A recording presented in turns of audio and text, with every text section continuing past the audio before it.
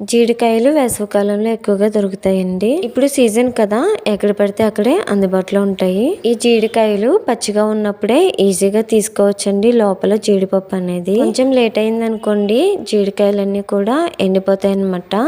అప్పుడు చాలా ప్రాసెస్ అయితే అవుతుంది. పైన చిన్నగా ముచ్చుకుంది కదండి, అదైతే జీడిపండు అవుతుంది అనమాట. పసుపు కలర్ లో రెడ్ కలర్ లో ఉంటుంది అనుకుంటా. వాటిని అయితే తింటారు. ఇప్పుడు ఈ జీడికాయలు కోయడానికి అయితే చేతికి ఆయిల్ రాసుకుని కత్తిపీటతో ఈజీగా కట్ అవుతుందని చెప్పి కత్తిపీటతో అయితే కట్ చేశాను. ప్రాసెస్ అయితే ఈజీగానే ఉంటుంది, కాకపోతే కొంచెం ఓపికగా చేసుకోవాలి. కట్ చేశాక లోపలైతే చూసారు కదా, జీడిపప్పు అయితే ఉంది. వీటికి పైన పొర ఉంటుంది, ఆ పొర అయితే తీసేయాలి.